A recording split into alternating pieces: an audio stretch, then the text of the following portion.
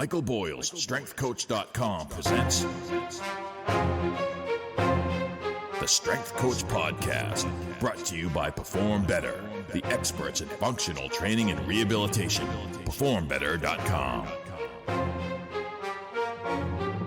All right, hey everybody, welcome to episode 253 of the Strength Coach Podcast, the official podcast of Michael Boyle's StrengthCoach.com, the world's best source for strength and conditioning information, brought to you by Perform Better, the experts in functional training and rehabilitation. I'm your host, Anthony Arena. The show notes are located at ContinueFit.com. It's where I keep all my resources. All right, on the StrengthCoach.com Coach's Corner, spoke to Coach Boyle about a few forum threads discussing heavy back squats for rugby players. Also getting into that front squat position, what to do when you can't do it. And a staff meeting topic on PLAE, something he's changed up. Also I talked to him about his excerpt in Ron McKeefery's new book, Weight Room Wisdom. We have Ron on today, and we have some other coaches on talking about all of their contributions in there.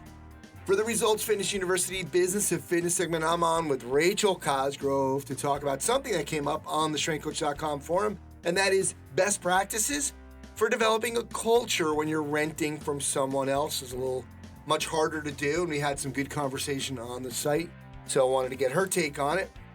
For the Functional Movement System segment, I have on Frank Dolan. He's going to talk about getting buy-in from clients. He has a nice 3-point system to make sure, 3 things to think about when you're talking to your clients about the screen.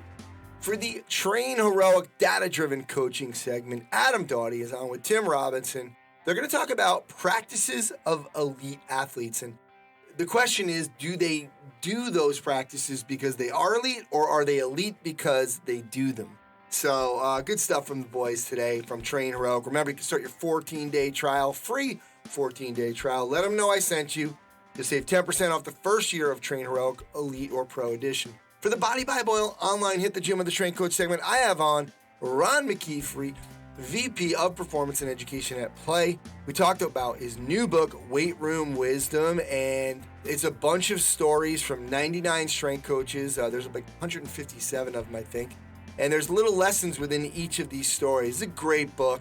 And I talked to Ron about 2 of his stories, but I also got on DeMayo, Carmen, Bott, Anthony Morando, and Brett Bartholomew. So they're all contributors to the book, and I asked them to talk about their stories and some of the lessons that we can take away from it. Lots of things to get to, so let's get on the phone with Coach Boyle. All right, now it's time for the StrengthCoach.com Coach's Corner with Coach Boyle. StrengthCoach.com, the world's best source for strength and conditioning information. You could try it out for 3 days, just $1. Have access to all the articles, videos, and programs, as well as the best forum on the net. It's the only place to have full access to Coach Boyle. He's on every day. Check it out at StrengthCoach.com. You know, I'm a little nervous about this. You know, you've been saying I'm great, but you got some issues going on right now. Coach, how you doing? I'm not great, Anthony.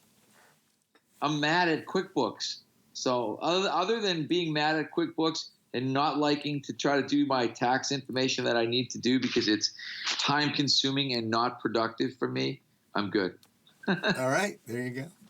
I know we say this a lot, but this was a thread that I thought would be kind of, open and shut. Heavy back squats for the tight 5 forward in rugby. And this was a really, I don't know if you felt the same way, but it was a really interesting thread with some, heavy-hitting rugby guys coming in there, not disagreeing with you, but also making a case. Barry did for, he said he agrees with you, Barry Solon, 99.9, but from the culture perspective, if some of them really feel like they needed to do it and deal with some stuff, maybe Ben Norcott, another guy who does a lot of works at Brumby's Academy, he was talking about a little bit different. This might be a time when we do it, and you brought up some cultural issues. Give us an overview of heavy back squats for the tight 5 in rugby union. Yeah, I thought I love these ones because, again, the cool thing about it is that it got us talking about culture, and it got us talking about what you're doing in team settings, what you're doing when you have a lot of people versus what you've got. Because I think this goes back to kind of the context stuff that we talked about with some of the other things, some of the other Coaches Minute Instagram posts where I don't think people understand context or lenses, how you see the strength and conditioning world and how that affects what you think. So for us, I always feel like there is a simple answer. There's a simple answer, no, we don't do it. But when you sort of scrape underneath that and say, well, why? That answer gets really complex and often has a lot to do with things like culture and what I always talk about, the monkey see, monkey do effect of being in the weight room and what one person sees they want to do and what everybody sees they want to do. And so I think that's the stuff that you have to think about as you do this. And as I said, I had Red Sox players who squatted. I didn't like that they squatted, but I had particularly starting pitchers who had squatted their whole career, liked to squat. John Lester liked to squat. And, what am I going to say to a guy who's 30 years old, is an all-star, likes to do squats on his heavy leg day, and suddenly, I'm going to stick my, my pole in the sand and say, no, we're not doing that. Or I'm going to realize that, as I said, John Lester became a very, very good pitcher without Mike Boyle. And so here's a situation, all right, I need to be flexible with this guy, and I need to maybe let him do something that people might look at and go, oh, Mike Boyle's got a guy back squatting. And so you just realize there's a lot of context, and in some cases there's no context. And people have to be able to balance that. So that's what made this a really good thread. And, I thought I showed them better alternatives. I thought the sled thing was much more, if you're looking for specificity and kind of horizontal compressive loading like you're going to get in a scrum, I think it's a better alternative. If you're talking about some, top 7 rugby team, whatever, I don't know enough about rugby, but an All Blacks type team, and you've got guys that are in their 30s that have always squatted, okay, then maybe those guys are always going to squat. If you got offensive linemen in the NFL that have always squatted, maybe they're going to squat. And I think that's where you have to look at the context. Whereas if you said, I'm developing a program for an entire university with 300 athletes, and I need to have some hard and fast rules so I don't have this Wild West show going on in my weight room, then maybe you say, nope, we're not doing that. So I guess that's kind of where the thread went, which I thought was really cool. Yeah. What did you think of, Ben had talked about this idea about that the scrum could be, I think, 30 seconds. It can last up to 30 seconds, massive amount of isometric force capability. And Devin McConnell actually had posted in overcoming iso rear foot elevated split squat, but with the weight on the back and some bands in there. What did you think about that? And I think that's a product of Devin having 25 guys. Yeah. I would look at those types of setups and think, my God, there's just way too much that can go wrong. And you know me, we go back to your, you had your little things that you've been making, think like a lawyer.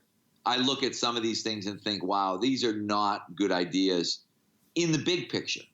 They may be very good ideas with a guy who's got one team and thinks, hey, I can rig this thing up and I can check on every band and I can make sure every rack's set up the way it's supposed to be. And I'm going to have no problem doing this. But I look at this like in an MBSC situation and think, we're going to try to do this all day with all kinds of different kids. It wouldn't work in our situation. And it goes back because there was the other one who was talking about oscillatory isometrics, same idea. You kind of look at the videos I posted of oscillatory isometrics and think, okay, that we can't do that. And I guess that's the difference. There are just certain things that you realize that are not going to work in your situation. And for me, if they're not going to work in our situation, they're not going to work. I can't, and I've always said this, I can't live in a it depends, everybody's different world, because that just doesn't work when you're trying to program for, like we said, we're programming, we figured out the other day, it's somewhere between 600 and 800 people that are training at MBSC at any one given time, between the number of athletes and the number of adults. And that number just does not allow yourself to be anything but very rigid. And, hey, here's what we do, here's what we don't do, here's our progression, here's our regression. It's kind of like we talk about, color inside the lines. Think, know the box before you think outside the box. And don't be going outside the box in groups, because when you do, it's Pandora's box. You open up Pandora's box and you can't get the lid back on again when you suddenly say, oh, I'm going to let so-and-so do this. And I've just seen it way too many times. It's amazing how the one thing, someone will come in and you let somebody wear headphones. I'll guarantee you that a day later, 5 people are in there with headphones. 2 days later, 25 people are in there with headphones. And some guys get full beats on, with the antennas coming out of them. And it's like, you just can't. And we're like that way with gloves. We're that way with everything. I mean, if you let stuff go, whatever, shoes off, shirts off, the moment you let something go, your culture immediately begins to slide. And so for us, we look at everything from a programming, what we believe to be right and wrong standpoint, and from a cultural standpoint in terms of what we want to have happen in our facility. And we have to kind of operate from that paradigm, as much as I hate that word, or that base of thought.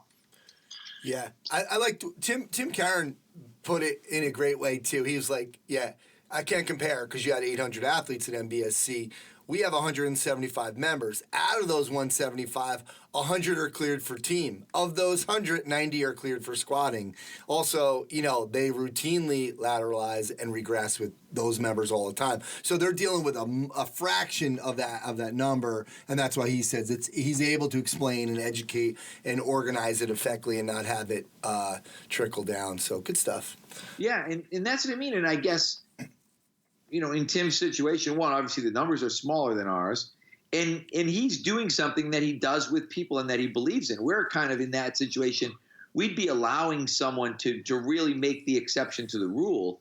And if we're going to do that, we need to, as we said, we really need to know why. And the only time we do it are college kids who need to be tested at college. That's our exception to the rule, because I always feel like I don't want you to go to your college program, and I think it's irresponsible for us to send you to your college program unprepared for one of the tests. Mm-hmm. And so if that means the test is back squat or front squat or whatever it is, then we're doing it. Michaela's got to do maximum bodyweight squats in a minute, basically to like a med ball, just down and up. Hey, we're practicing it.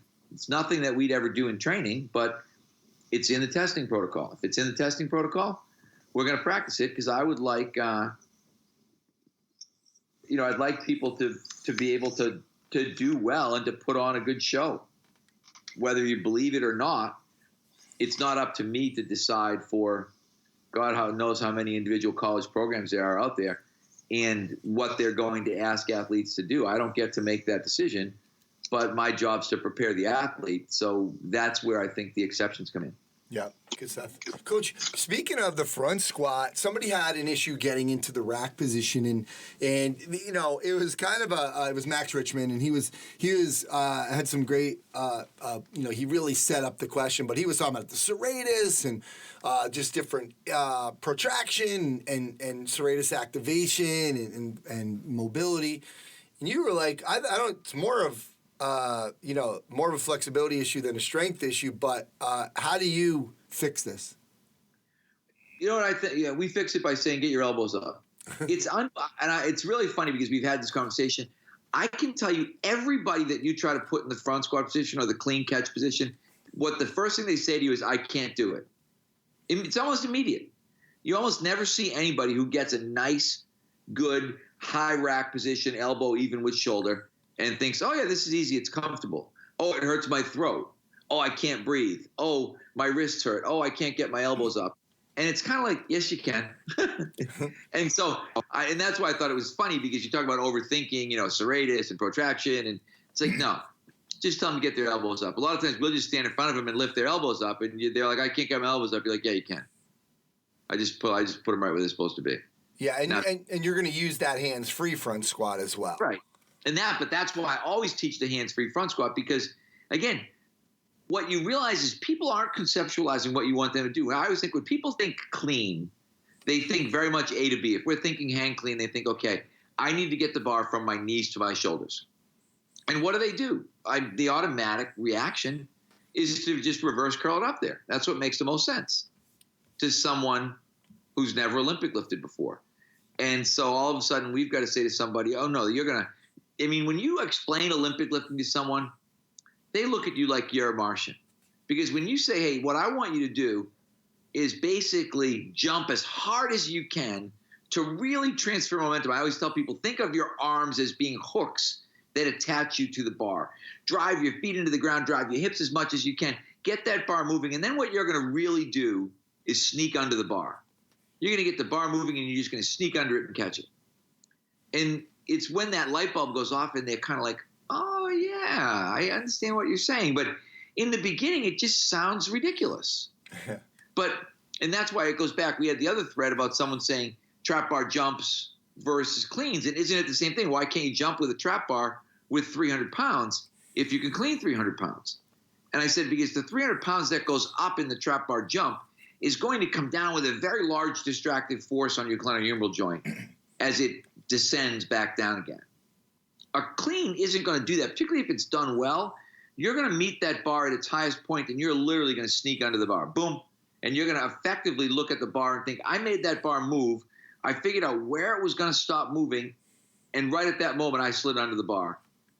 So that there was a collision, I guess, or an isometric contraction or an eccentric contraction, but nowhere near as violent as 300 pounds that was now experiencing sort of the acceleration due to gravity going back towards the ground.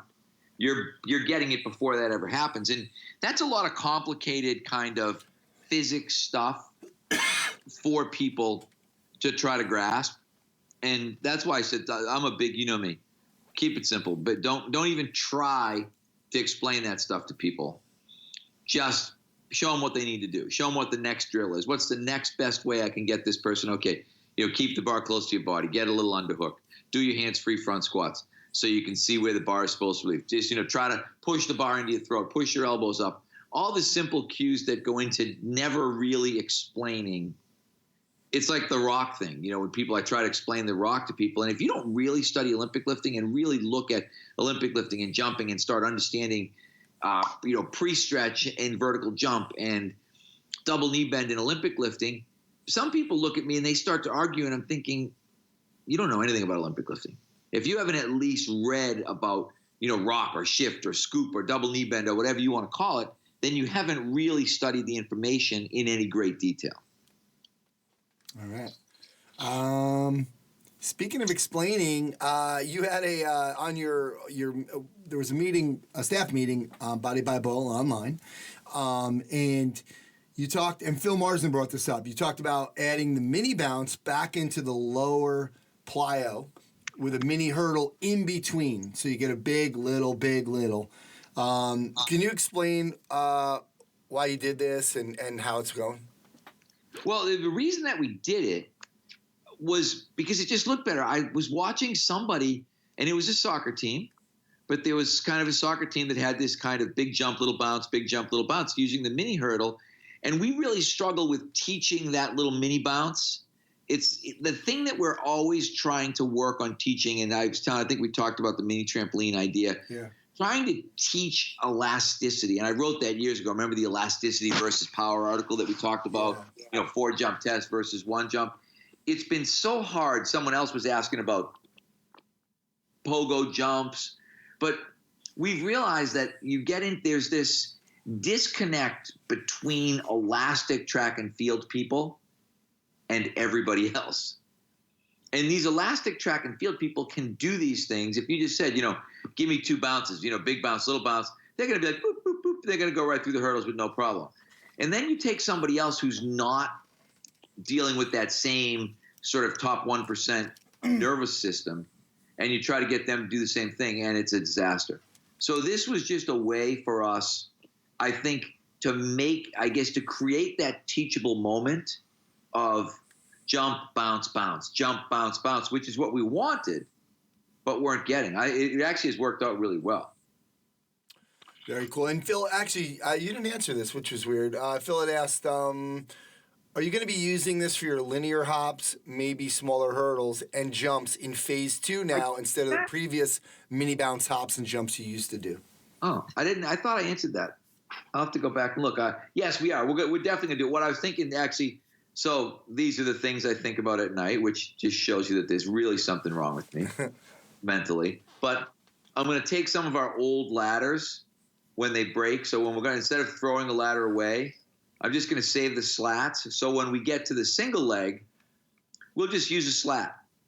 So it's sort of like, either be like 6-inch hurdle, slat, like boom, boom, okay, now bounce over the slat, kind of like the wicket idea in track, where we'll just give them a little something to clear, but not with single leg. For a lot of our beginners, the 6-inch hurdle in and of itself is hard. Yeah. So to try to figure out, okay, what do I won't, there's no 3-inch hurdle. So I'm going to need to use something like a stick. And I think those little plastic ladder rungs will probably work perfect. All right. Coach, I just want to finish up really quick, last 2 minutes. We have Ron McKeefery on. Ron wrote, just came out with his new book, Weight Room Wisdom, and you have a contribution in there, and it's the floor sweeper and the window washer. Can you just give us an overview of this story and why you think it's important? Oh, it's one of my favorite stories. That's why when Ron asked me, I was like, oh, that's an easy one to write up. And one, I think it's actually my own story. There's a lot of stories in that book that are sort of whatever, fables or parables or things that people sort of translated to coaching. But I was trying to explain to one of our players years ago at BU that, it was like this, you have this poor kid who thinks he's a really good player and, thinks he should be on the top 2 lines and doesn't understand why he's not playing. And I was trying to figure out, okay, how do I create an analogy for this kid to understand why he doesn't play? And I said, here's the deal. You're a 4th line guy right now, which means your job is to get the puck in, get the puck out, don't get scored on, right? That's your job. I said, you want the guy's job on the first line, but that job's not available right now. The guy who's going to get to score goals and make plays and do all that stuff. I just told him the story. I said, imagine if Coach Parker came to you and said, Mike, or said, Anthony, I need you to wash the windows every day.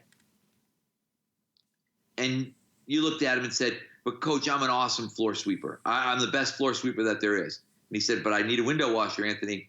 And what I want you to do is I want you to wash the windows every day. And when I come in, I want the windows to be clean. And if he walked down to, say, the weight room, with the windows coming into the weight room like we had at BU, and every day you were in there sweeping the floor and you waved to him and were like, hey, Coach, look at the floor. Unbelievable job, huh? And he was like, I just asked you to wash the windows. I told you that someone else is going to come and sweep the floor. Just do the windows. And you were like, all disheartened. And I said, that's the same thing. I said, this is the deal. He's giving you a job. You're not doing it. And then you're saying every day that, but there's another job I'm going to be really good at. But he's already got somebody filling that job. So that's why I think it's a really simple way. When guys look at it that way, they're like, oh, that makes a lot of sense. Because I always say I'm the king of simple analogies. And I think for kids, you want to create that clarity. Like it doesn't matter that you're really good at sweeping the floor if they asked you to wash the windows.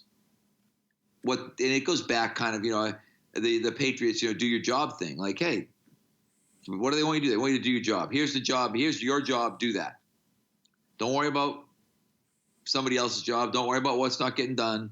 I'll worry about that. You worry about doing this thing. I told you to do this. Do it. And so that was my contribution to Ron's book. One of my favorite stories. I love it. Yeah, and it's funny because obviously we're hockey guys, and hockey is definitely one of those sports where that's going to come up, especially where, like at a BU, when guys were stars in high school or prep school, and then they come in thinking, but now they're in a big pond, or a small. But right? It's the same. I went to the Celtics game with Charlie Weingroth the other day. Charlie got us unbelievable tickets, by the way. Actually, Allie got us unbelievable tickets, so the Allie gets the credit. But we sat courtside at the Celtics game. But we were talking about one of my former players at BU who should have played in the NBA and never did. And I told him the same thing in terms of, I said, if you would be Dennis Rodman, you'd play 10 years in the NBA. But you don't want to be Dennis Rodman. You want to be LeBron. You want to be some superstar forward who scores. I said, but you could make a living if you just go in there and say, I'm going to get 10 rebounds a game, every game, and I'm going to give the ball to LeBron or whoever my guy is, Steph Curry or whatever happens. Then that's really what's going to get you to the NBA. And he never played in the NBA. He played in Europe, played all over the place, never played in the NBA because, again, didn't want to accept the jobs that were available. And I think it's the same in lots of fields, lots of sports, everywhere you go. It's like, hey, here's what we have available today. Want to do that? And if you think, no, I don't want to do that. Well, guess what? You're probably you'll remain unemployed. You're eating government cheese. Yeah. And the difference is at some point, you might get a chance to move up and do a different job. Yeah, and that would be great. But the reality of the situation is you might not either. Good point. All right, Coach. Well, we'll leave you on that. I got to go sweep the floors. So, all right, I'm going to go and torch QuickBooks on Twitter right now. Oh, boy. There you go. Yeah, absolutely. Coach, thanks for doing this. Okay, thanks. All right, guys, right now at Perform Better, they have free shipping on orders over $59, so it's a good time to take advantage of all of their best sellers. Also, the next Learn by Doing one-day seminars in Baltimore on April 13th. That's with Gray Cook, Josh Henkin, and Alan Cosgrove. Don't forget the Perform Better Functional Training Institute, Functional Strength Coach 7. Change is good. You go first. That's with Coach Boyle. That's on April 28th. In Rhode Island, and that might be sold out. I'm not even sure. Also on May 18th, Guy Massey, who's been on the show before, Developing the Modern Athlete and Client. You can check out performbetter.com for all their products and info on their educational seminars.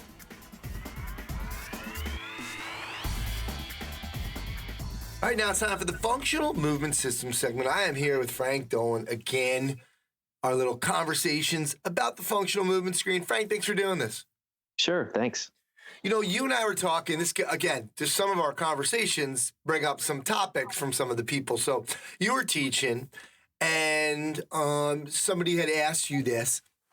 And this is something I think, you know, functional movement screen, just people in general have been battling for a while. And that's kind of this client buy-in, or what do you tell them? Like, look, we're bought in. We feel like it's good. We know what we're doing. But people get on this little board and like, how much do you explain? What do you tell them? Where do you go with that? So I think it's something that a lot of trainers struggle with. Talk to us how you guys are kind of, answering this question now. Yeah, it was interesting. It was a few courses back. I was teaching with Eric DeGotti, and a couple of PTs came up to us at the break and actually wanted to go to lunch with us and talk to us about some of the ways that we're implementing the FMS system. And the question really generally was like, we know all the training, we know it's the right way to do things, we're doing things at a high level, but how do we get our clients or our patients in this case, how do we get them to understand that? It's always, I guess the age-old question of like what we're doing as trainers and what we're excited about, and then what is the customer perception?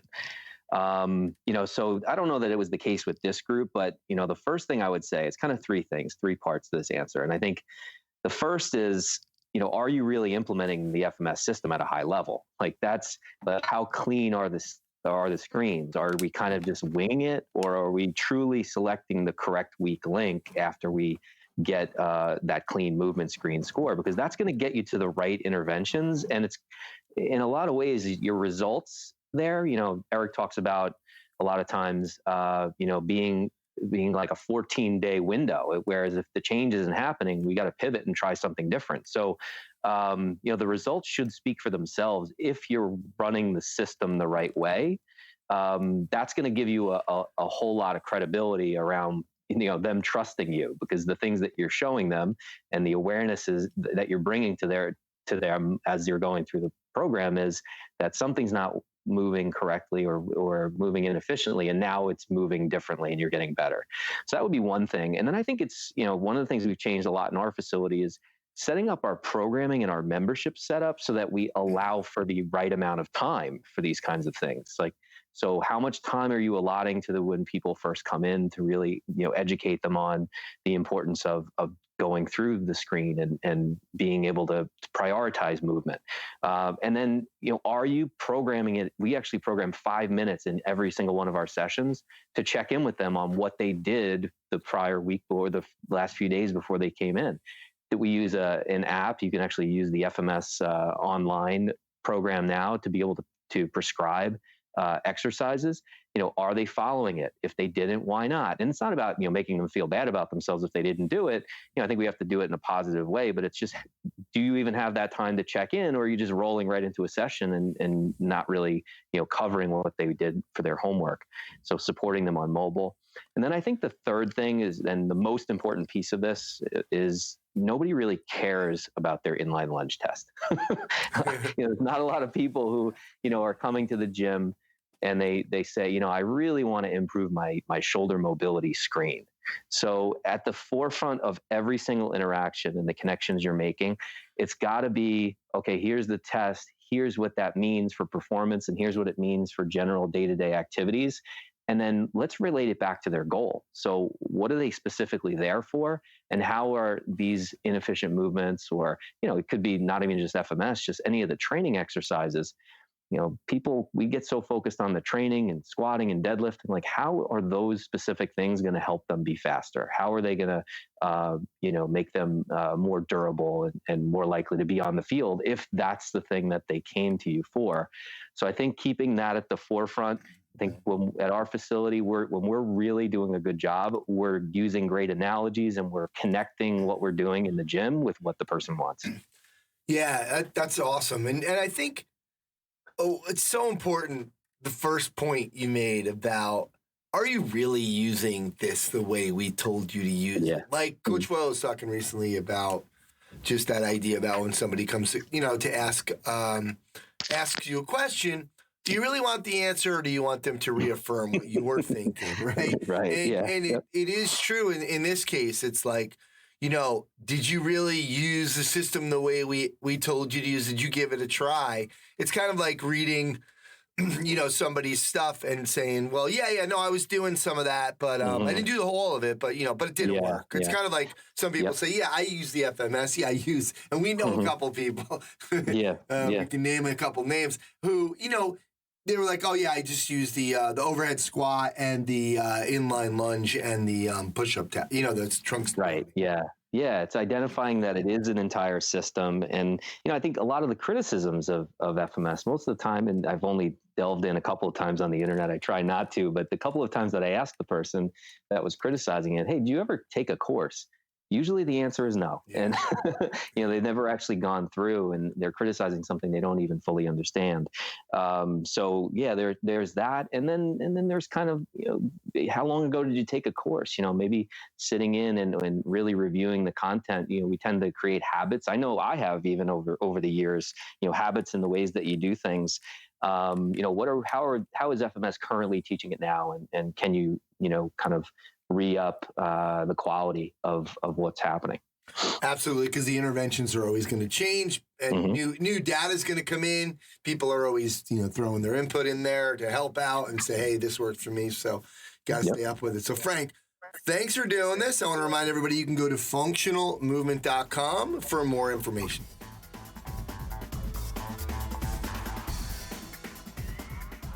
All right, now it's time for the Results Fitness University Business of Fitness segment. I am here with Rachel Cosgrove. Rach, thanks for doing this. Thanks for having me. Always fun.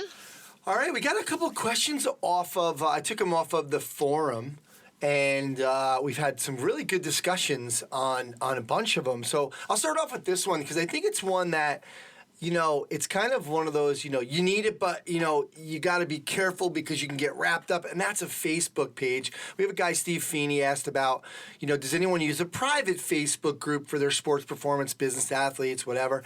Wondering if it was worth it for culture so that everyone gets to know each other better, or if it's not worth it. Alan actually answered this, and he said, we have one for our gym and several subgroups for our teams, events, whether it's metabolism makeover group, your OCR group, powerlifting, etc. It's been popular, and he calls it a good fence builder. The only thing is it's like several subgroups. Like, who's managing all these? Can you just give us, your thoughts on Facebook pages and kind of best practices? Sure, absolutely. I think, it all depends on the size of your business for sure. But everybody has to have a business page. Like we have to have a presence on Facebook. It's definitely for us, our target demographic. And I think for most of us, most of our target demographic are on Facebook, either Facebook or Instagram. Some of the younger demographics are more on Instagram. But find out where your target demographic are. And if they're on Facebook, then you definitely want to be there. Having a presence, you got to put up a post at least once a day on your main, business page and, try to get people to interact. It's getting harder and harder to get those posts in front of people. So that's where, like you're talking about, the groups come in.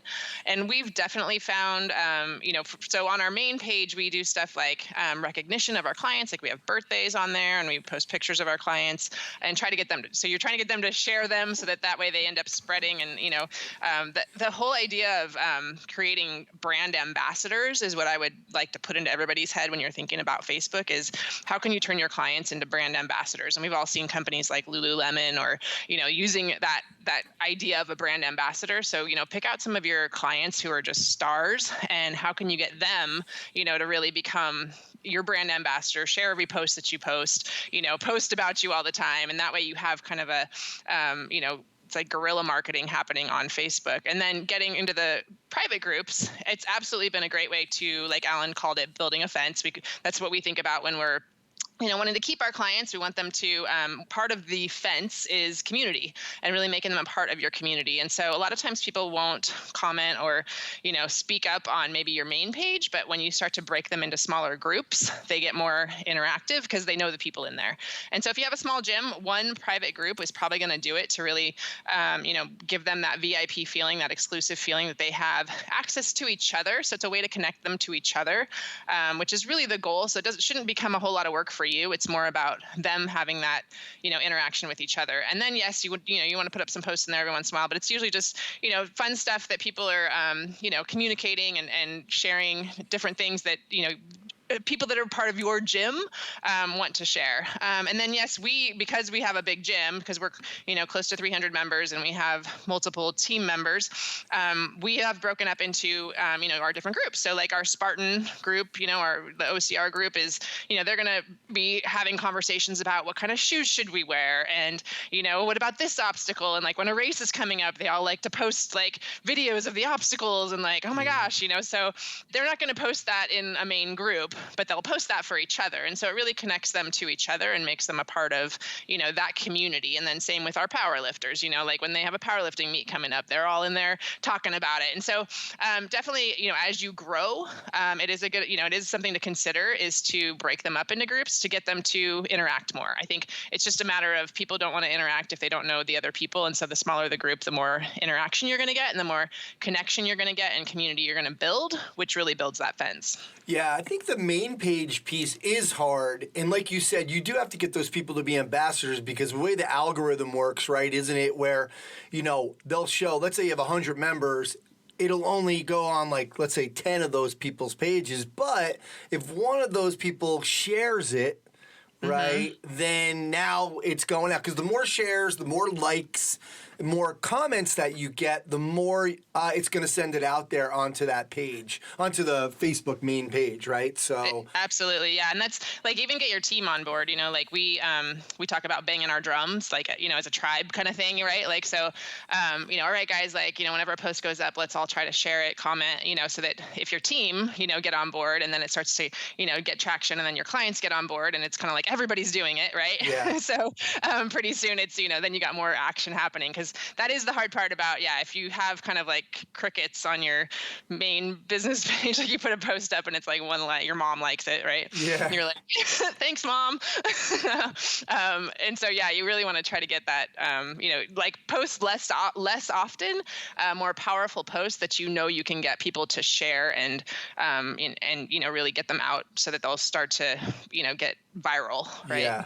Yeah, and there's so many things you could do with these the fence building pages, right? That you can't do with like a website. Like people are going to go to your website because they're already going on Facebook anyway. So, but you do got to try to make it where it's you're providing value. So, and where it's not like your mom might just like it, but my mom leaves these weird comments, so I like that's the problem.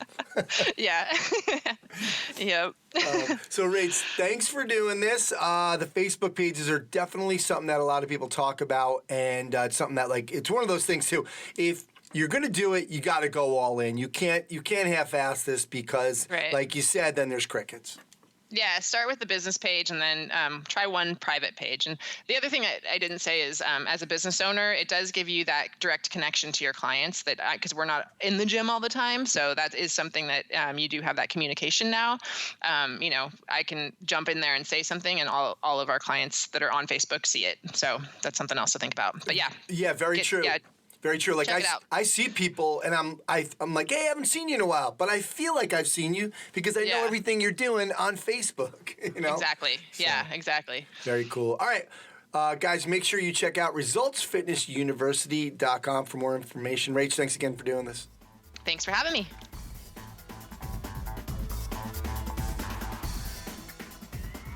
Hey, this is Adam. And this is Tim. Welcome to the Train Coach Data-Driven Coaching segment. Here we go. So today, Tim, I want to talk about something. We came up with a nice little catchphrase for this, which was, are the things that the elite do they do those because they're elite, or are they elite because they do them? What a great question. And this transcends just strength and conditioning, which we'll get back to here in a minute. But think of football as an example. I have a huge file full of drill tape, game tape of people at the highest level, right? The NFL, Division I. And when I'm training my kids, and I was just coaching at the Division III level, I would kind of want to emulate some of those drills and take some of that practice tape and do some of those things. But it's a delicate balance of what should I implement with my kids opposed to what might actually hinder their ability to improve. So are those NFL guys doing that because they are elite, or are they elite because they are practicing those habits? And that's something that I think we kind of fall into a little bit of trap, both in the sport world and in the strength and conditioning world. Yeah, so it's natural. Think about if you're a kid who just started training, you just started playing football, whatever, you started going to the gym, and what are you going to see? Who are you following on social media, right? You see James Harrison bench pressing 500 pounds at 3 a.m. or something. Yeah. You're doing calf raises with 1,000 pounds. You're like, what? Right? And you're like, well, yeah, you want to be like that guy. I want to be like that guy. Sure. But the question is how do you get there, right? So obviously, there's certain things, and you were talking about some drills you saw, right? I think tape from Penn State. Yeah, Penn State tape, and they were doing some release drills. And I was just watching these kids move and the fluidity and what they were doing, and that was the question that kept coming up in my head was I could have my kids do this, but how much are they going to benefit? How much are they going to be able to do at this level with that type of athleticism? Would it hurt, or should we simplify it a little bit? Yeah, and so you're talking about skill acquisition there. Sure. And, I can think about physical development too, and if I think about people who are taking up, see this online all the time, kind of in powerlifting is. You see people who are pretty new, and they'll look at, there's all these meme programs out there. There's all these programs that have names. I'm gonna do death bench or whatever it is now. But so what I get is people will look at the things that people who are really good do. Sure. Who kind of put in the time to build the base, right? Right. Who've done the hypertrophy work, who've developed their bodies, and now they're ready for the really specific high intensity training. Totally. So, you would look at some of the guys who've been around a long time, and for various reasons, be it injury, or that they're just really big and can't recover, and they're older, or whatever it is, and they develop this muscle mass. You'll see programs that are lower volume and lower frequency sometimes. Sure. And then some new guys want to emulate that because they think that's what's going to get them there. Yeah, but they missed that whole first part of the training, or they've kind of taken it out of context, which is really, really important as a coach to realize where your people are at, what they need, and keeping it all in context. I love the football example and the weightlifting example too. I mean, people see the world's strongest men, those guys doing crazy things, and I'm going to lift this 900-pound Atlas stone for training for basketball, and you're like, no, you're not. Well, that's going to do it for us today. Go to trainheroic.com to start your 14-day free trial, and when you're talking to one of our representatives, tell them the Strength Coach podcast sent you for 10% off a year of the Pro or Elite Edition.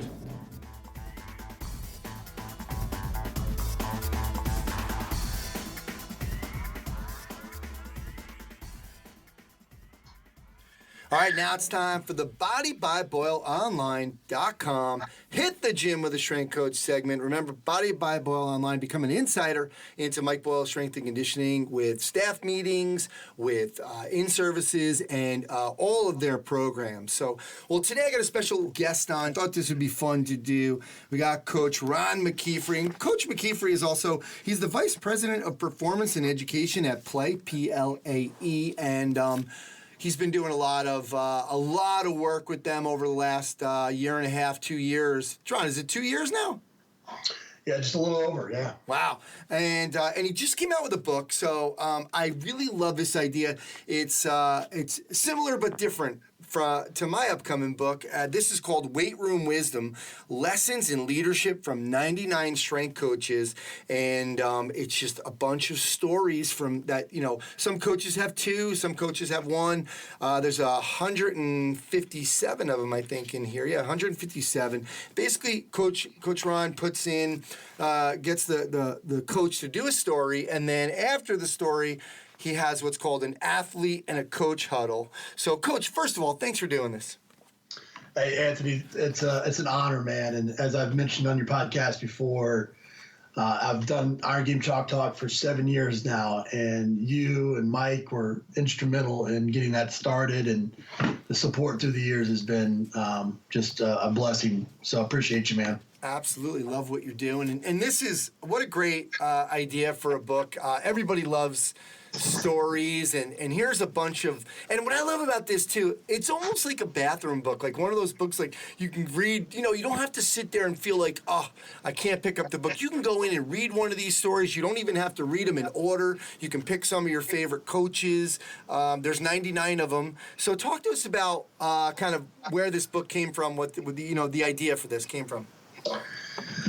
Yeah, the idea came from the simple fact that, the 5 minutes before a workout and the 5 minutes after a workout, when you get a chance to talk to your team about being a better human being, is my favorite time as a coach, and I had the opportunity as a senior in college, and I tell the story in the book of a football coach, my senior year in college, was a great storyteller, and that just naturally became a part of my coaching career and using stories. And I would actively seek those out. I would actively look for ways to communicate the messages that I needed to give the team through story. And so ultimately, the inspiration is off of the old Chicken Soup for the Soul books and just little, inspirational stories. And I felt like other coaches were probably doing the same thing. So I reached out, and, of course, the elite, I think, are just natural. The elite coaches are usually elite teachers. Elite teachers are usually elite storytellers. Absolutely. And I love what you've done here as well with the athletes huddle and the coaches huddle, because, this isn't just for coaches, it's for athletes as well. And it kind of, after the story, it kind of gives you a moment to kind of reflect on, you ask a question about your circumstance. Like, hey, have you ever had this, or have you ever done that related to the story? So we were talking, because I'm doing a similar idea with action steps for my book. And in the beginning, it was like, yeah, easy. All right, cool. These are going great. And then you get to about 25 of them, and you're like, I got more to go here. And they're harder to come up with these questions. So talk to us about the athlete huddle and the coaches huddle. Yeah, I think, obviously when you only have 5 minutes, which is often the case. I mean, you've got the athletes for 8 hours a week in the off season. That time is sacred and pressed. And so by having the questions, and telling the stories, inevitably what would happen is somebody would come back and want to take that a little bit further. And those were the absolute best times. It's the old adage that, you have the athletes for 2 hours in the weight room, and they have 22 hours to mess up everything you just did. And so if you're not a part of those 22 hours in some way, shape, or form, then you're fighting a losing battle every day. And so by kind of having these kind of cliffhanger type stories, or leaving these cliffhanger questions at the end of doing these stories, inevitably 4, 5, 6 athletes would come back in throughout the day, and they would bring it up, and we'd have that discussion. And it just allowed me to be a part of their lives in a way that was not that, that transactional coach, but more that transformative coach, where you're really investing in them as people. And we all know that better people make better athletes, and then I felt it was important simultaneously. The toughest part about being a head strength coach or being a leader is managing people, managing staff. And your obligation as a manager is to help grow your staff as well. And so inevitably, whenever we would tell those stories, and I would often tell them to our coaches in our pre-brief or our debrief, they would have similar questions, and it would lead to similar discussions. And, so I felt it was important to include both athletes and coaches, because that's, as the leader, that's your obligation, is to grow both. Absolutely. And this book reminds me, there's a book called Lead with a Story, and basically it's a business book, and it's really like a reference book of all these different stories for all these different situations. Let's say they're human resource, their leadership, their sales, and you're able to kind of get a little bit of almost like a cheat sheet on these different stories. And that's what this reminds me of. Every coach should get this, because you could just get this, and the stories are here for you, as well as kind of the little pondering questions in the athletes' huddle and the coaches' huddle. This is really a cheat sheet book, man. I mean, everybody should get. There's 100, and we said, well, I'm sorry, one more time, 157 different stories. So you can, if you can find even 14 to 15 of them that you really like, you're way ahead of the game. Yeah, it was absolutely meant, and that's exactly the whole goal of the book, was for it to be a resource for coaches. And it's intended to be almost like a daily devotional, where you consume one story a day, or just a couple, and you hope that it sparks not just these stories. These are a combination of metaphorical, so stories that we've all heard and told, like the bamboo story. I mean, a lot of people have heard that story, but how you deliver it, how you address it with your team, how you kind of twist it to kind of make, to fit the situation, that's where it becomes unique, and so it's metaphorical, it's experiential, or it's personal stories that coaches have used. And we all know that, the power of vulnerability and sharing from your own personal experience. The hope is that these stories are you're able to either find those metaphorical stories that you can use early until you gain the confidence to be vulnerable, or it becomes more personal and really connected to where you're putting yourself out there for your athletes. And when you do that, inevitably you become closer. And by having a resource like this that you can pull up each day, hopefully get a little bit of motivation, a little inspiration for yourself, challenge your staff, include your athletes. I think it could be a pretty powerful resource for coaches. Absolutely. And, it's one of those things where, a lot of times people are going to recognize some of these stories. Like, I've only perused the book and I've read a few, and because we have a couple coaches coming on to discuss their parts. And what's funny is I'm like, oh, I heard that before, but you don't relate it to maybe the gym or the certain situations, and now you can. So it's very cool. Well, let's actually get into a couple of your stories. Can you go over the Lion Tamer for us?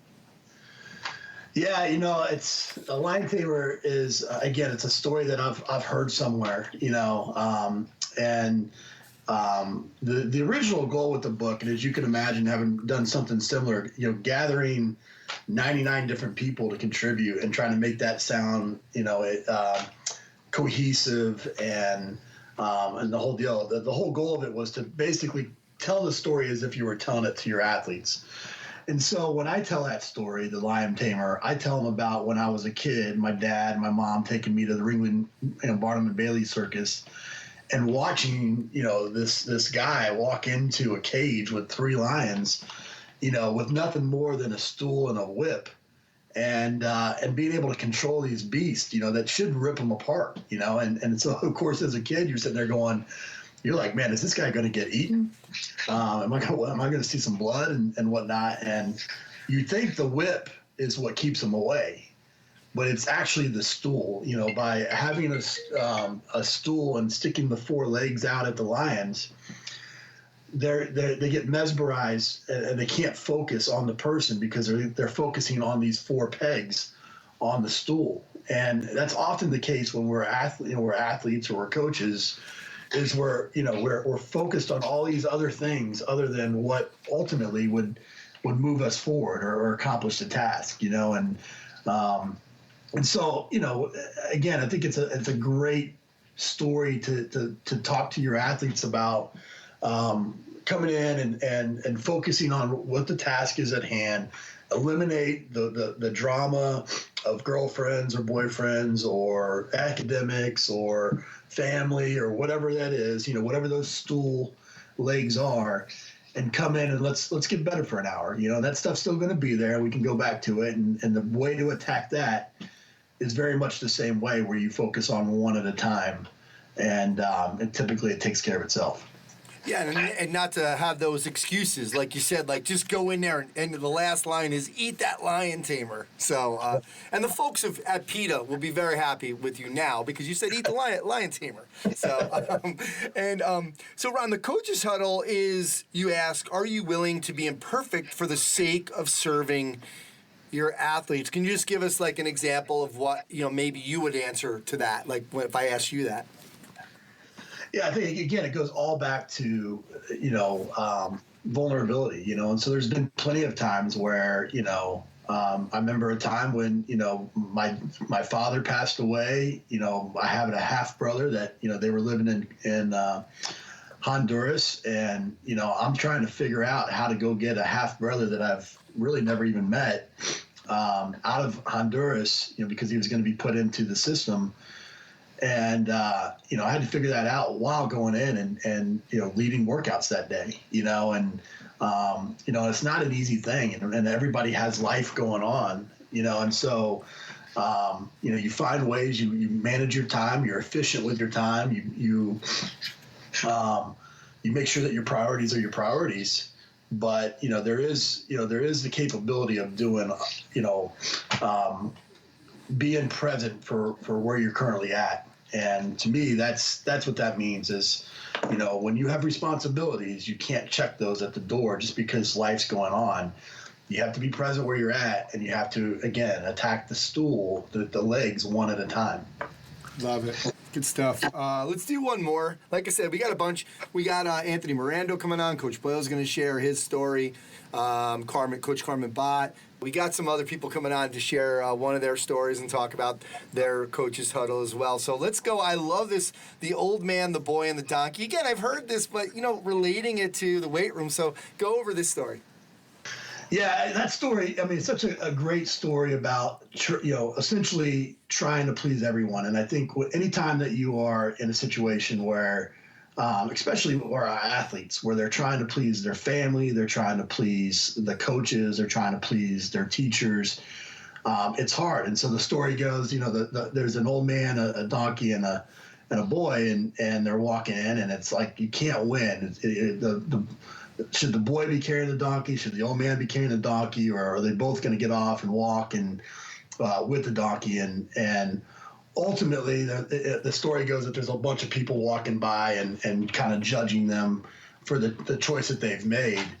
And the reality is that they come to the realization that if you try to please everybody, then you end up looking like the ass. And ultimately, I think, again, our athletes, they're put in that position so many times, or our coaches are put in that position so many times, that you just can't worry. The stuff that you do, the stuff that I do, whenever you put yourself out there, in any capacity, we all have those internet trolls that want to take their digs and things along those lines. And the reality is if we try to please those people, or you just simply can't. And eventually you got to come to the realization that you just, you know who you are, you know what your decisions are, why you made them. You did it in the best that you possibly could, with the information that you had, and you got to own that, and so sometimes you make wrong decisions and sometimes you don't, but ultimately you're the one that's left, making the choice. Absolutely. I think it's a really important one right now because of the internet, because of social media, because even if I think, even like, let's say, we're talking and you say to me, well, Anthony, I think, your podcast is too long. And I say, oh man, that's, I got to shorten my podcast up. Like, I really shouldn't be listening to you. I should follow my heart. But at the same time, if a lot of people, if I'm looking online at other people and what they're doing, and wow, they're putting out other podcasts, and they're putting out long ones, and they're putting out short ones, and I'm worried about what everybody else is doing. I think with the internet and social media, we really get wrapped up in this stuff. It's not like, you and I are having a conversation, and I'm calling you for some advice, saying, Ron, what do you think about the podcast? What should I do? Like, having a heart-to-heart, taking, any constructive criticism. It's kind of following that lead. So it's really important, you mention the internet. It's like, it's really important not to worry about what's going on the internet and what those people are doing, because they're really probably not doing that anyway. Absolutely. I mean, the most obvious example of that are fans, right? As coaches and as athletes, and you're just not going to please everybody. There's so much what people don't realize, if that haven't played those sports, that haven't been in those situations, is the amount of pressure that actually puts on those people. And stress is stress. As coaches, we know that. As strength and conditioning coaches, we know that stress is stress, and we have to account for that in our volume, in our, in the way that we train. And again, having those types of conversations gives athletes the opportunity. I can't tell you how many times I've either sold that story or one similar where an athlete would come in and be like, Coach, I'm almost paralyzed running out of the tunnel every week because of so many people that are in the stadium. Yeah, it's crazy. So many great stories in here. We obviously just went over two of them. We got a bunch more coming up from Coach Boyle, Carmen, Bott, Bob Alejo, Brett Bartholomew. But I just want to mention some of the people in this book. Tim Anderson, Adam Fight, Donald Boucher, obviously Mike Boyle. We got Jay DeMayo, Matt Durant, Fred Eves, Zach Evanesh, Brian Mann, Jim Kilbasso, David Joyce, Al Johnson, Dan John, Matt Jennings, Nick Grantham, just again, Bill Ferrand, I'm just naming a few here. Anthony Morando, who's coming on in a little bit, Chip Morton, Jeff Nichols, Matt Shaw, Bo Sandoval, Gary Schofield. I mean, Nick Winkleman. It's just ridiculous, the names that you had on here. I'll remind everybody, the book is Weight Room Wisdom, Lessons in Leadership from 99 Strength Coaches. Coach, thanks for doing this. Thanks for all you do for the industry and more information and resources out there. So we really appreciate you coming on. Oh, Anthony, it's been an honor, man, and I just appreciate you sharing it. And honestly, the goal was, I go back to when I was in college, my senior year, we went 1-9 my junior year, 9-1 my senior year. The head coach came in. He was 26 years old. We're in the first workout, and he sits us all down in the stretch, and he tells a story of John Goddard, who's kind of this modern day Indiana Jones, and accomplished all these goals. And that one story had such a profound impact on me that I went home that night in my dorm room, made my list of goals, and still to this day, it's on an Evernote on my phone, that list of goals. And so that's the power of this, I think. And the reason why we wanted to put this together was, you have the opportunity every single day as coaches to make an impact in your athletes' lives. And you never know what, it might be a story, it might be an act, it might be a conversation, it might be a gesture. You don't know what that is, but stories have stood the test of time and have been powerful in so many ways. And these people these coaches that it took time to contribute to this, they're master coaches, but they're better people, and couldn't be more proud to have so many of them involved and appreciate what they've done. Absolutely. Again, great job with the book, Ron. Thanks for doing this. Thanks, buddy. All right, now we got another installment of our segments with the coaches from Ron McKeefery's Weight Room Wisdom. I'm here with Jay DeMayo. Jay is the head strength coach for basketball at the University of Richmond. He also has a podcast, the Central Virginia Sports Performance Podcast, and he does a great seminar every summer that just keeps growing. This year, July 19th and July 20th. Jay, thanks for doing this.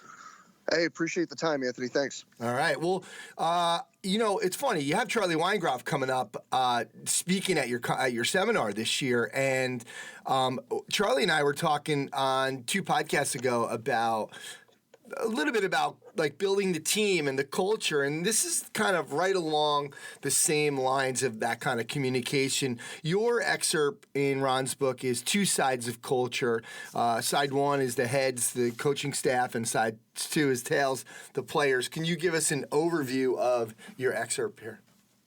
Yeah, I'm nervous now, though. If you and Charlie were talking about something, I can't wait for the phone call I'm going to get after this talk. But yeah, so really what it came down to is taking a step back and kind of just like tearing a wall down and being like, let's just figure this all out and talk about what's best for everybody else. Because, one thing we talk about all the time, Anthony, is that like, nobody cares about the weight room numbers and all that matters is wins and losses and those things. But I think all too often, like we say that, but like cognitively, we don't get past that. Like we sit here and we're still really dialed into what we think is important in training and preparation. Yeah.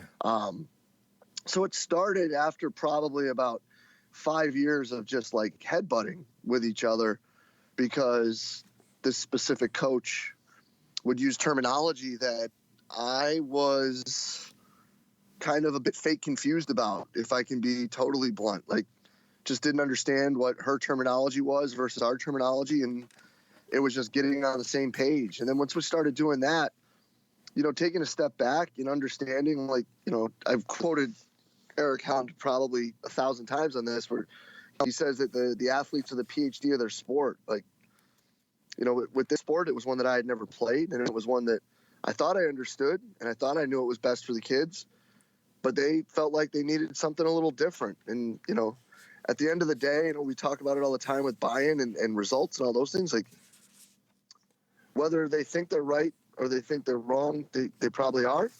So just giving them that and getting them to be more dialed in and more invested and allowing them to kind of dictate the direction in which we were going.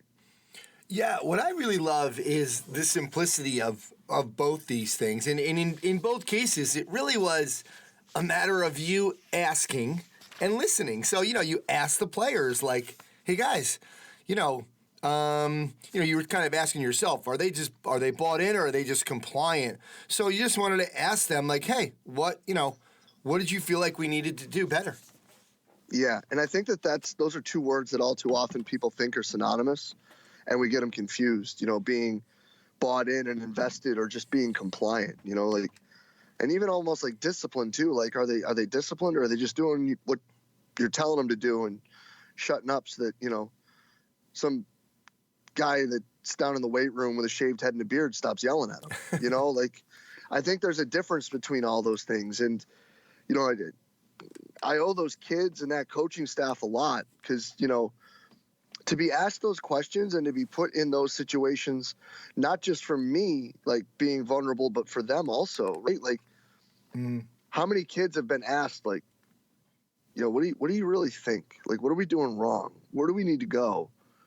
I could tell you straight up, like, initially, these 3 women looked at me like I had 2 heads. They're like, what? I'm like, no, like, for real, like, where are we at, dude? Like, what do we got to do to be better? Like, let's just blow the whole thing up and start over. Yeah, and I think when we turn it over towards like the coaches meeting after that there was another thing, and you were talking about the word that kept coming up was fit. And so many times all of us have different meanings of these different words, like what is fit to you? What is fit to you? and what is fit to the players. But I thought that was interesting that you're finally like, look, wait, I'm tired of you saying this word that we don't even know if we really feel like if we both have the same meaning of that word. Yeah, and it was it's like all the buzzwords, right? Like fit, they need to be more athletic, like and it ended out being the conversation just it's like, okay, what do you mean by that? And then like, okay, that's great. How can we measure that? Like, let's just figure out a way to measure it.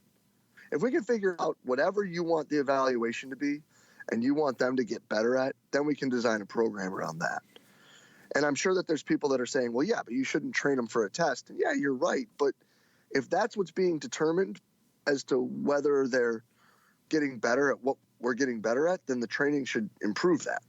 So that was really cool. Like that, it ended up being like almost an entire morning of us talking and like, just bouncing things around and tearing things down and being like, this is what we want. And it was cool, man, because you're right. Like those two words, like depending on what camp you're in, if that's even something anymore, could be almost 180 degrees different.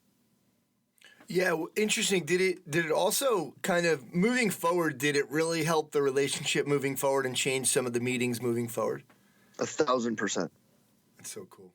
That's so awesome. Yeah, I mean, like 1,000%. Like it went from like banging heads against the wall and being frustrated with each other because we both thought we were doing what the other one wanted, but in reality, I mean, it was like Samsonite. I'm way off. But yeah, I mean, unfortunately, that coach isn't part of the staff here anymore, but still stay in touch. Still, I mean, there's not a day that goes by when we're looking at programming and thinking about things that meeting doesn't impact what I do and what those three coaches, trusted me with in that situation. Because I do. I think that they were as brave, if not braver than I was in that to actually dictate it, to kind of go across, crossing the line, if you may, and into directing the performance work for their team. Some strength coaches would maybe have a problem with that, but like, I'd rather get it right. Absolutely. Yeah, that's exactly what we were talking about with Charlie on that podcast. So, Jay, thanks for doing this. I just want to remind everybody, July 19th and 20th in Richmond, Virginia, the Central Virginia Sports Performance, the seminar. And, don't forget Jay has a podcast as well, so check that out. So, Jay, thanks again for doing this. Appreciate it, Anthony. Thanks for all you're doing. All right, so we are continuing our Ron McKeefery weight room wisdom excerpts, and I got Anthony Morando on, and Anthony is an old friend of mine. He used to work at Mike Boyle Strength and Conditioning, and now he's the manager of human performance at All True Health System. And thanks for doing this. Thanks for having me. I really appreciate it. It's good to connect. All right, I love this story, the domesticated elephant, because I have a similar analogy to this one. But talk to us about your excerpt, the domesticated elephant. Well, I think all of us have learned probably the most through multiple failures, right? If you're not failing, you're not learning. So something like this really jumps out at me, and it really it keeps me in check every single day. It's kind of a reminder to myself because, just because you've swung and you've missed the depth, you didn't do what you were supposed to do, or you just simply were wrong, it doesn't mean that the game is over. And we hear a lot. It's almost becoming so even more and more redundant now, where it's you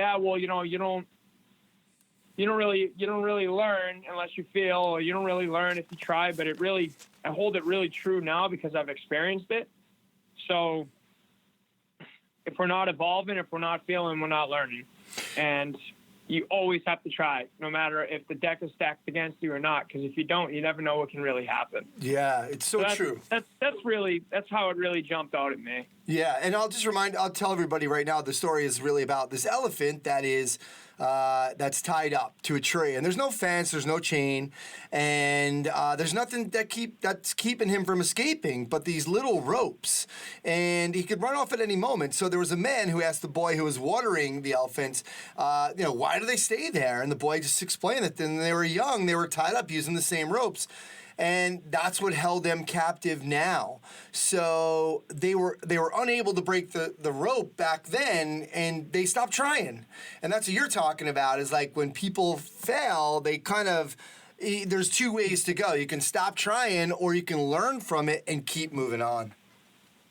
Yeah, and that's exactly what it is. And there's nothing like getting slapped in the face with a good piece of adversity pie, that can humble you. And I say adversity pie because everybody uses humble pie. There you go. But it really is. It's so true, and it's a constant. It's not going to stop happening. Like, we're never going to be problemless, no matter what. So it's just how can we constantly be that contender in the ring, and how can we constantly prepare for those situations? And I think the antidote to that is just continue to try.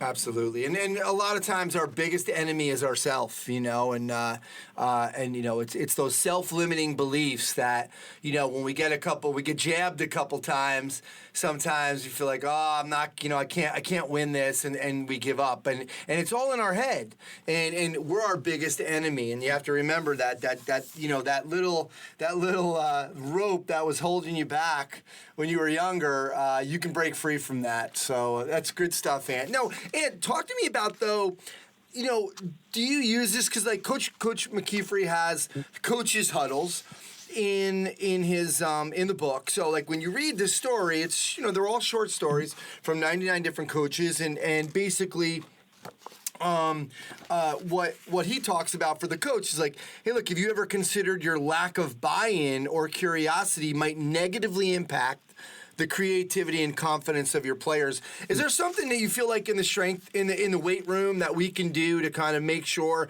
we're talking to this, or our actions can show our players that basically, or our athletes that, hey, listen, like this is don't do it this way?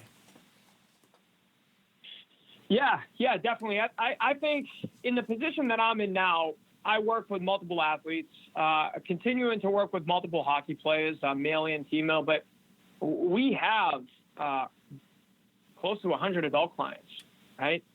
So I think to answer that question, it goes twofold. One, we have to constantly reframe exercise, and we have to constantly be creative with the coaching cues that we use. Because really, really, really descriptive coaching cues don't work, but simple and effective coaching cues work to get somebody to do something that they simply don't want to do or they're not doing correctly. And number two, reframe an exercise and perspective on exercise, giving people the insight that, hey, it's not just, hey, this is good for you, you have to do it. Why is it good for you? Why should you do it? Using the word have and need it almost sounds like you're mandating things. If you actually say to an adult client, you have permission to do this dumbbell complex, okay? You have permission to perform this exercise because it's going to make you better in A, B, and C, versus you have to do this or you should do this. And then when it comes to the coaching cues, it's, focus on, I think, more on what they are doing right. But always make sure that you're coaching, and always make sure that you're giving them an opportunity to learn. So, hey, maybe that knee it shouldn't be right here. Maybe it should be here instead. Let me see you do that 3 times.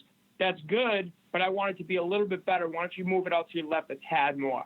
And that comes to, right, people who listen to this podcast, they're going to know that is an art, right? That's a skill set to have. But I think holding those 2 items and being able to balance those and turn them on and off is important.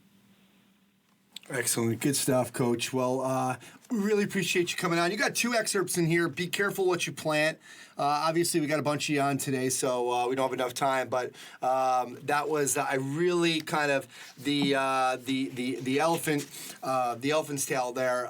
That really resonated with me because I think self-limiting beliefs is such a problem for so many of us that it's something that we need to overcome. We're our own worst enemy. So, Ann, thanks for doing this. Okay, thanks for having me. And why am I able to put that on paper? Because that's me. It's from the heart, So that's the learning experience, and I can share my vulnerability with everybody. So there you go. Thank you. All right, so we have another installment of Coach Ron McKeefery's Weight Room Wisdom excerpts. And today I have on Coach Carmen Bott, no stranger to the Strength Coach podcast. She is a sports performance consultant and professor of kinesiology. Coach, thanks for doing this. Thank you. No problem. All right, this is a fun one. You big crybaby. It's called Stop Crying, and I love this story because there's a few different meanings here, and so we'll talk about that. But tell us the story about that you came up with for Stop Crying. Okay, so years ago, I was probably about 24 years old, and I'd been coaching for about 4 years at that point, and I had gotten a job, like a summer sort of job, working with hockey players. I'm Canadian, so that seems a little fitting. And most of the athletes were sort of midget level, so 15 years old and up, all the way to the professional level. And there was an evening where I was in the weight room running a session with, I think it was junior-aged athletes like WHL and then some pros. And I wasn't given sort of some guidance as to what type of session we were going to run that night. It was sort of take this group and go do this. I was put on the spot. I was a rookie, so I wasn't as good at adapting to that kind of a situation as I am now. And I ran the session as best as I could, and I wasn't proud of my performance, but we got through it. Next morning, I get to my desk. So I was also doing a lot of administration. So in the morning, I would do administration. Afternoons, I would coach, got to my desk, came across an email that had been accidentally CC'd to me. And it was written by one of my colleagues who I worked with the night before, speaking poorly of my performance as a coach and saying that I didn't really have a good handle on the group and what I was doing with them wasn't up to snuff. Anyway, this guy basically chewed me out behind my back to my boss. So I read the email and I sat there. Probably my eyes were as wide as saucers. My jaw drops open and I get that like really sick feeling in my stomach. And then I started to cry. And for about 30 seconds, I sat there and cried. And I was by myself. Nobody was in yet. And I picked the phone and I called my dad. That just seemed to be the right thing to do. And my dad is a very kind of stern type of man. Answers the phone at work. He's at work, so he doesn't know who's calling. This is way before cell phones. He says, "Don speaking." And I said, "Dad, it's Carmen, and something happened at work, and I'm really upset." And he's like, "What happened?" And so I tell him, and he goes, "Stop crying." And I paused. It was a bit shocking, and I thought, okay, stop crying. Okay, I can do that. So he said, "You've got to calm down. You've got to take a deep breath and stop crying. You cannot be crying when you go and talk to your boss, because that's the next thing you're going to do. You're going to demand a meeting this morning with your boss, and you're going to tell him that that was inappropriate. That was not the way to conduct yourself professionally when you're communicating with a colleague. That's what you're going to say. Call me back when you're done." That was it. End the conversation. So that's my story. Stop crying. Well, there's a couple things here for me that I kind of took out of this. Number one, let me ask you this before I go on. Were you also crying because you felt a little bit of it was true? Sure, absolutely. I've always been a self-aware person. I'm not delusional by any means. I think that's because I grew up with parents that busted my chops all the time. So absolutely, I was completely ashamed. I thought my performance was crap. Yeah. But I don't think the way he handled it was appropriate, right? He should have just talked to me. He was an older, more senior coach. He should have come and talked to me and mentored me. That's an opportunity for him. he missed.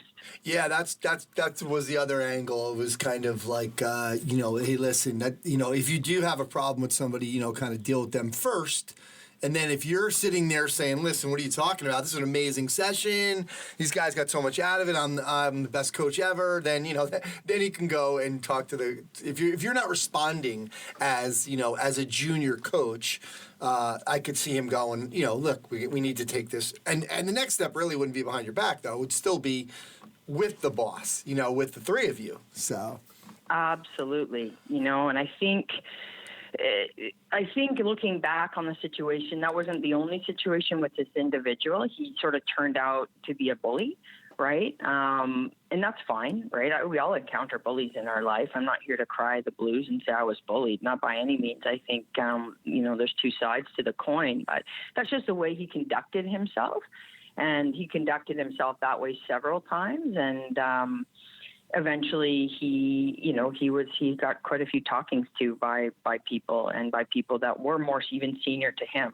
So it is what it is. And it was a good lesson for me on how to handle, sort of a conflict situation in the workplace and to basically get back on the horse. And for the next session, bring my A game, be more prepared, be better. Don't give him anything to criticize me about.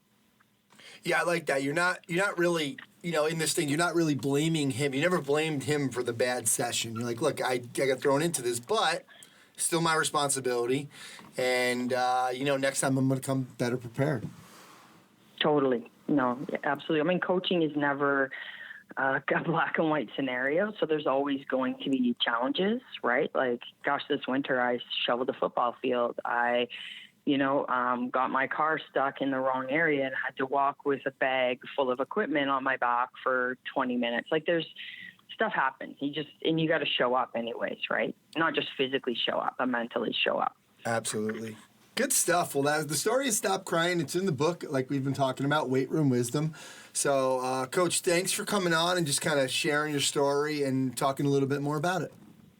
You bet. I guess maybe I'll end with this, Anthony. It is actually okay to cry. I don't want people to think that I'm this like hardcore callous person. I think showing emotion and stuff is absolutely okay. But I think the moral too is gathering yourself, right? And then recentering yourself and then finding objectivity in the situation versus relying on your emotional response. So wait for that to kind of go down. And if you've got people in your corner that can check you, right, that know you and can kind of be stern with you, then call them, let them advise you, be open to that advisement, and then move forward and look at everything as an opportunity to grow and learn.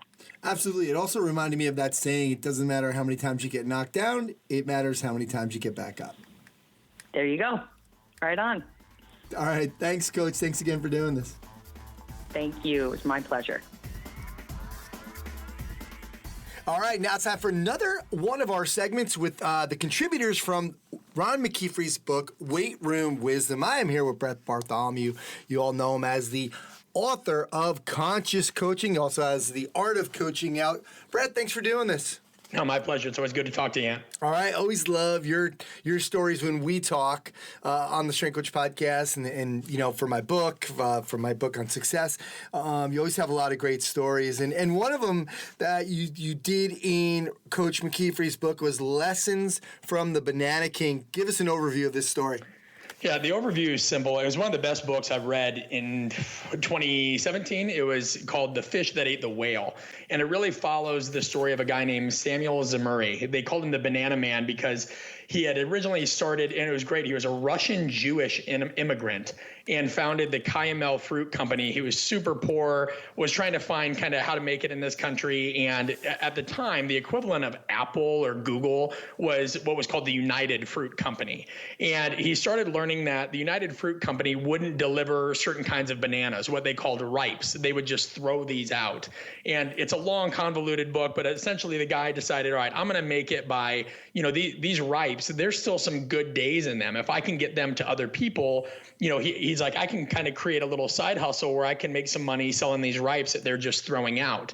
So he starts getting into the banana trade, which was a huge trade then. I mean, at one point in time in its peak power, United Fruit had more ships than the United States Navy. That's how big the fruit trade was. So what was unique about Samuel Zemurray, though, is United Fruit being this established, very clean, white collar company. They weren't always down in the trenches with other people involved in that trade. So Zemurray would go down and he would figure out, all the little nuances and intricacies of the trade. He would go down to the banana plantations. He'd figure out which ones are grown, how they're grown, which different types of bananas. I mean, there are a lot of different types of bananas that aren't even around anymore. And not many people have any reason to concern themselves with that. But he wanted to know the ins and the outs of every bit of this industry and stayed amongst all the just common people, finding every angle he could. Well, long story short, he ended up becoming just a huge threat to the business of the United Fruit Company. I mean, he was expanding rapidly. Nothing they could do was stopping this guy. And at first they just kind of scoffed past him, who's this little, kind of upstart. And eventually he went on to run the United Fruit Company, did a lot of other things as well. I mean, he was involved in global relations. He was brought in to do a lot of unique projects. And so basically just created this empire off of things that most people overlooked. So that spoke to me as a coach, because I think the big reason why I champion the art of coaching is there's all these things that people want to just debate about endlessly from a technical side, and that's got value to a degree. But even if we shore all those things up, if all the little nuances of social interaction aren't locked in, what you're doing is going to collapse and fall on its face. Absolutely. And I took away a few things from this is and we've talked about this a lot, you and I, the value, of being in the trenches and being able to see really what's going on. And, number two, keeping it simple. And number three, none of it works unless you take action, unless you really push and you kind of, because, look, he was doing something that other people just, they didn't want to do. And he just took action on it. Yeah, and I think the other thing to point out, too, is as much as we need to value being in the trenches, when it was time for him to get out of that role, he was also very good at shedding those skills. And that's something I know I've struggled with. My goal is no longer to coach 8 to 10 groups a day. And for a while, I felt like, that makes me not a real coach. But then I look around and I realize, after a while, Dr. Dre quit rapping. He produced records. Steve Jobs wasn't the one making Apple computers for the entirety. So it tells you a lot about leadership in that if you want to expand your role and provide more value, it's not just always about being in the trenches. That's where you got to get the foundations.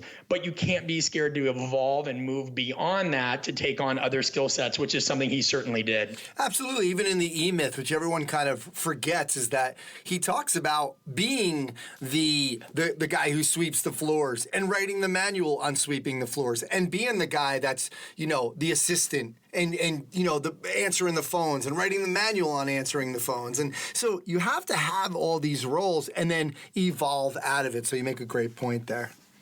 Coach, one of the things that Ron was asking is, I liked it too, like he kind of saw it from a different, perspective as well as, in his coach's huddle, he was talking about consider a moment in your career when you let your enthusiasm as opposed to pragmatism sway your thought process, and how did enthusiasm make things more complicated and affect your problem-solving ability? So again, it's that idea of, we're trying to be so fancy when the answer could be right under our eyes. Yeah, without a doubt. And I think that's something we'll always come back to just because we're a field that really fetishizes innovation or supposed innovation. I think it becomes really hard for any trade craft to come to terms with the fact that really no matter what, especially in something that like what we do, it is the simple things done savagely well repeatedly over time. But that is the difficulty. Everybody wants to make things a little bit more complicated. They're trying to interpret text that oftentimes people are kind of taking way out of context, and we see that still. I mean, I'm sure you get it. I'm sure Coach Boyle gets it, and I know Ron gets it. The litany of people that reach out and want to say, hey, what's the perfect program for this? And I'm like, you've got to stop right there. There's no perfect program. We would have found that by now. If there was, you also have to consider, well, is that still perfect, in quotes, for a 14-year-old field hockey player, or is it just apply to an 18-year-old baseball player across sleep spectrums? How much what's their nutrition like? And so I think people just continually confuse strength and conditioning was something that is complicated and algorithmic, as opposed to something that is just complex and interdependent. Absolutely. Good stuff. Let's talk about another one that you have. You have 3 in here, but I want to talk about the Napoleon and the Duke. Tell us this, give us an overview and why you put it in. Yeah, this has been something that I'm a huge history buff. I love reading about history. I just firmly believe that if you don't know history, you're doomed to repeat it. Everybody, I think, knows Napoleon Bonaparte, and they've heard the stereotypes and all those things. Although a little interesting fact here is he wasn't really as short as history made him out to be. That was actually something many people did in history, especially the British, to kind of poke fun at him and take down his persona a little bit. So he wasn't really as short as everybody says he was. But, Arthur Wellesley, known as the first Duke of Wellington, was the first person to truly best Napoleon. And Napoleon had a really unique way of inspiring troops. He also had a unique way of just seeing the battlefield. What other people would have seen as just simple high ground, or, hey, this would be a good blockade here. Napoleon just saw everything in almost 4 dimensions, and nobody could figure him out. Now, he was very just kind of a rousing guy, very charismatic. Of course, we all know that he was also narcissistic in nature. And then you had the Duke of Wellington, who was almost the exact opposite. This guy was very detail-oriented. I mean, nothing missed him. He wasn't really the most enigmatic leader. Like, people thought he was a pretty boring guy. It was rumored that he would just obsess about minutia for days on end, wouldn't sleep much, just very, very, very analytical.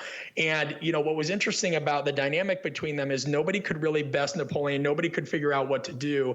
And it was finally at the Battle of Waterloo, where Napoleon was defeated by 2 armies of the 7th Coalition, which was under the command of the Duke of Wellington. And it was, he studied his tactics. And to me, it just spoke to a lot of things. One of which, and I think even more so right now, is we see a lot of coaches that are kind of on both sides, right? There's people that get really hyped and really excited, and then they miss these little nuances. On the other end, there's people that believe that everything has got to be perfect.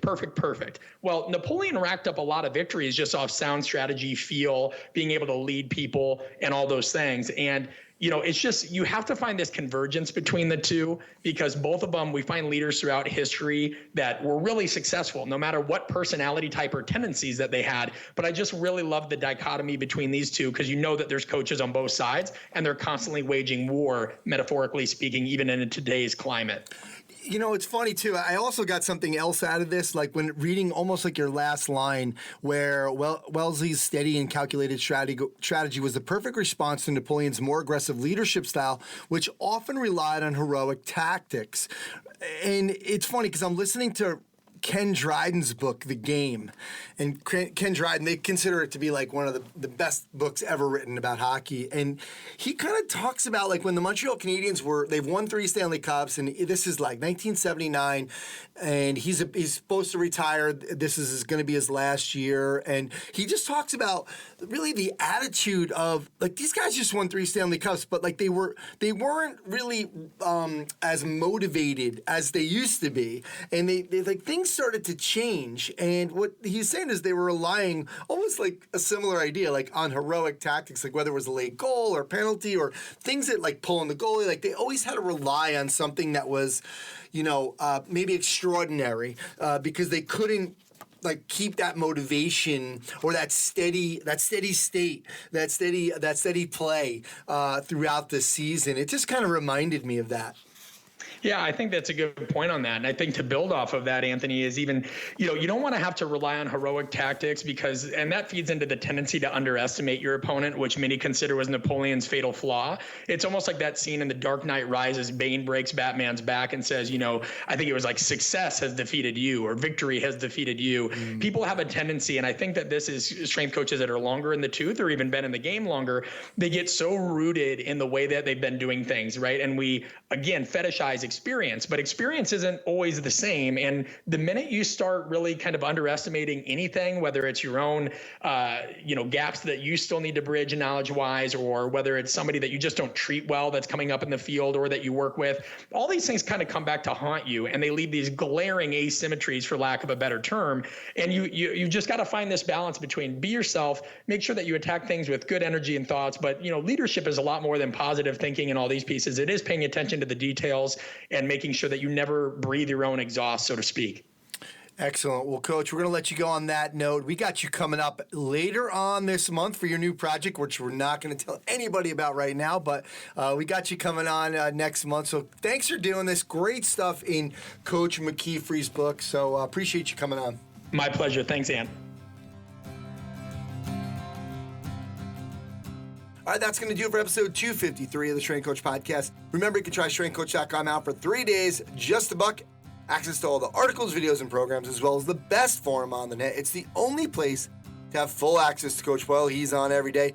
Go to strengthcoach.com, click the Join Now button to get started on your trial. Special thanks to Chris Poirier and the folks over at Perform Better. Right now, they have the free shipping on orders over $59. Next, Learn by Doing one-day seminars in Baltimore on April 13th. Greg Cook, Josh Hank, and Alan Cosgrove. Go to performbetter.com for other products and info on their educational seminars. Thanks to Coach Boyle, Ron McKeefery, Brett Bartholomew, Carmen, Bott, Jay DeMayo, and Anthony Morando for sharing their insights and philosophies into the world of strength conditioning and performance enhancement. Thanks to Adam Doughty, Tim Robinson, and Train Heroic. Make sure to head over to trainheroic.com to start your free 14-day trial. Rachel Cosgrove for the Results Fitness University Business of Fitness segment. Check them out at resultsfitnessuniversity.com. Frank Dolan and Functional Movement Systems. Check them out at functionalmovement.com. My name's Anthony Wren. You can check my stuff out at continuefit.com. Thanks again, and I'll speak to you next time.